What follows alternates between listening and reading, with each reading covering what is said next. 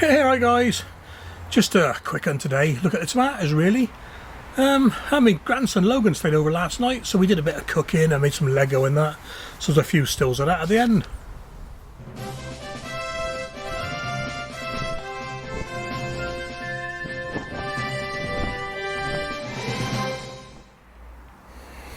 Alright guys, well, bit of a tomato day today, so we'll start off with the tomato in a bottle challenge.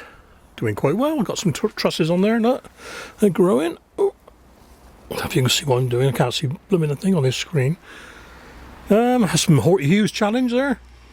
Sweet Million, it's doing pretty well, and it's been ably supported by the runner beans. And on top, if I can just get to it, even the chili's growing well on top. There he is. Got a few fruits coming on there now, look. Oh, guys, how bright this is. Right, over here we have the Hydroponics in the back garden. This is based on the Easy Block, Easy Pyramid system. Still, I've saved those blocks from last year. You probably saw the video. So we got a little grey tank there with water and... bend it down here. Oh, I'm using... put it down, sleep easier. NutriGrow. A and B. A's got nitrogen and calcium, B's got everything else.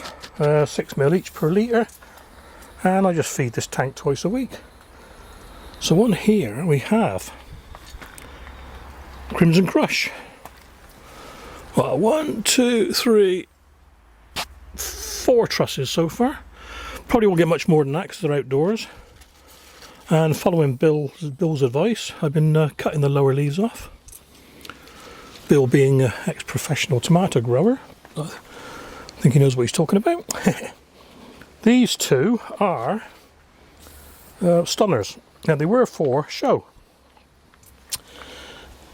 I would have taken these little ones off and got these to be more round, if you like, for the show. Not bothering this year, they're for eating.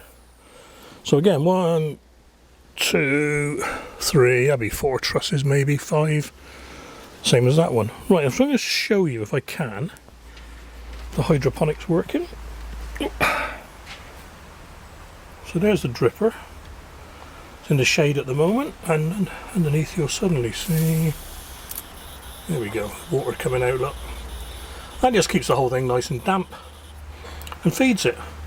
And if it looks like the tomatoes are drying out on a really, really dull day, I'll just give them a spray in. And while we're here, look, lettuce in a bottle. Doing alright actually. Surprised me. Certainly surprised. And as if by the magic of teleportation, we're now in the front garden. 2 lots of tomatoes in here, plus the chilli at the top, but I can't get to that at the moment. The middle tier has Sweet Millions in it. And I can't really see. Hang on, let's get round a bit. It's going to be awkward with the sun. Oh. There they are, over here, they're growing out. 3 layers of them, 3 layers, 3 pots if you like. And the lower layer, which I should have planted everywhere, are the tumbler. Not Tumbler Tom, tumbler. These are brilliant, I tell you, they're lovely ones, lovely tomatoes. Great for everything really, salads, you know. So there's loads of trusses of these. Yeah, doing alright. These are the Sweet Millions here, look. Can we see the chili up there? I can't even see the chili. Nah, it's up there. Basket of fire. Makes sense, I suppose, doesn't it? Right, this one here, I'll get my shadow out of the way, is the long leggy rooted tomato, or as I call it, Mags's long leggy tomato.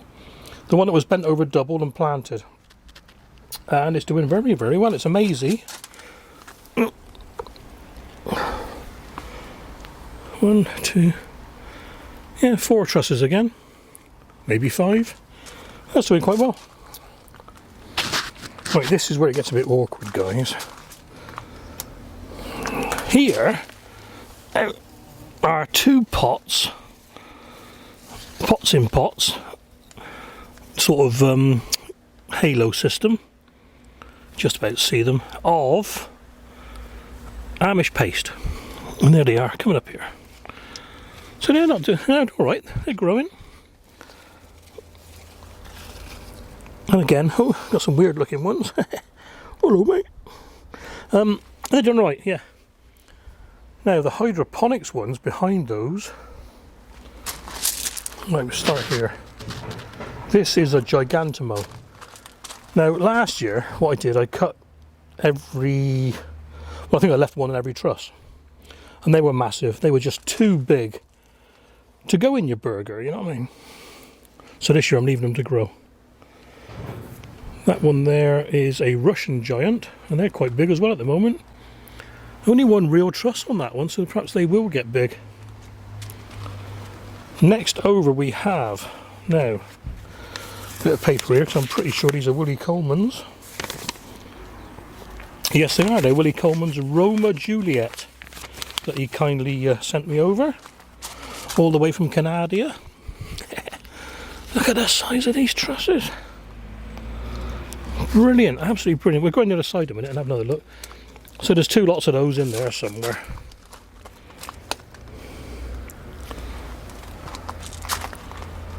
Yeah. This one, which is just turning red, lovely long truss on it. That is,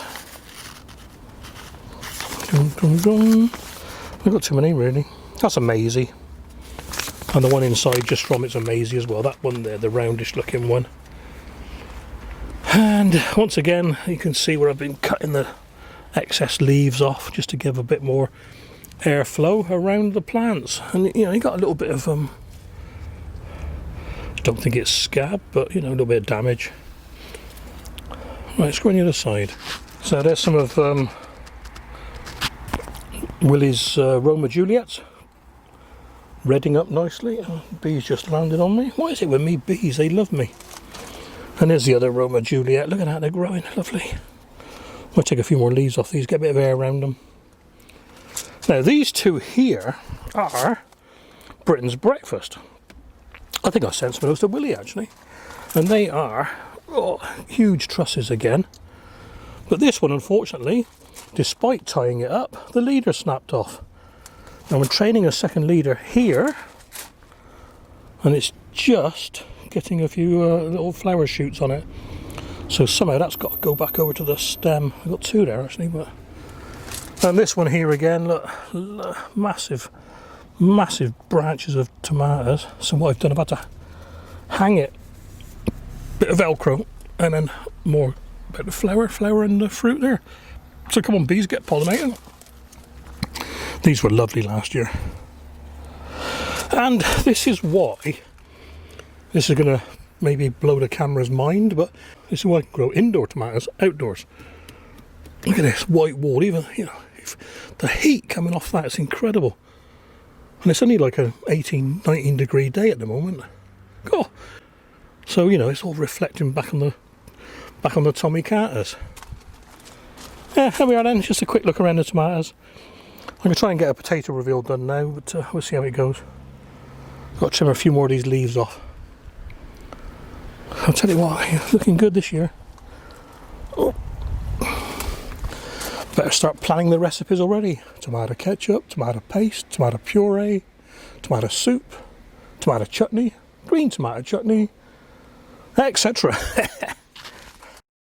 And a quick mini harvest. These are the Atena Polka courgettes from the leaf and ground plot. Saturday these were picked. And this is a Calabrese Marathon.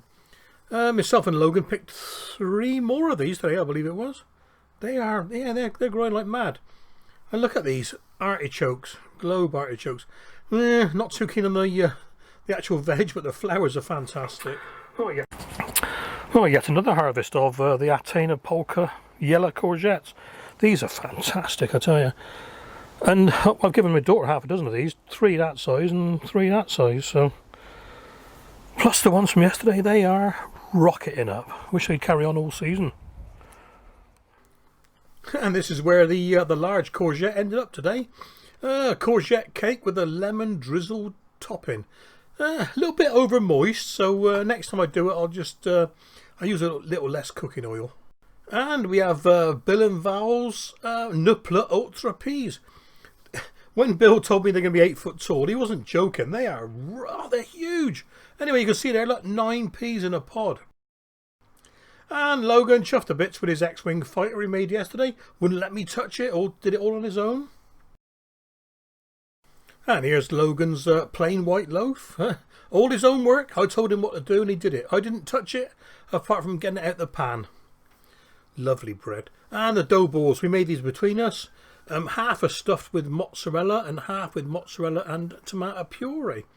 And they featured quite heavily in our Italian meal. Pizza, dirty fries, onion rings.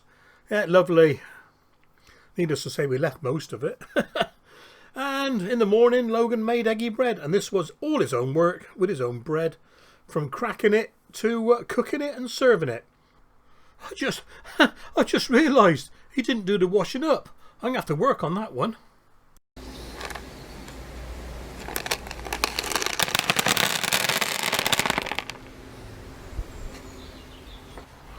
Right then, a couple of tomato tips because we're on tomatoes today.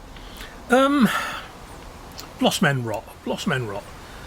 I keep seeing people on YouTube saying magnesium, Epsom salts, use Epsom salts, use Epsom. It's calcium. 99% out of 100, 99%? 99 times out of 100, it's calcium. If you keep putting Epsom salts into your watering, into your compost, it stops the calcium uptake. And that causes blossom end rot. Calcium. Get your calcium in the compost. Right, next one is last flowering date for tomatoes. Got tomatoes here. Cherry tomatoes take 25 to 30 days to produce a fruit from flowering. So if you know it's going to be too cold, there's no point letting them flower. Cut them off a month before, you know. And vining tomatoes, 45 to 60 days. So if you can't guarantee your tomatoes going red in 2 months, you may as well cut them off, unless you want the green tomatoes.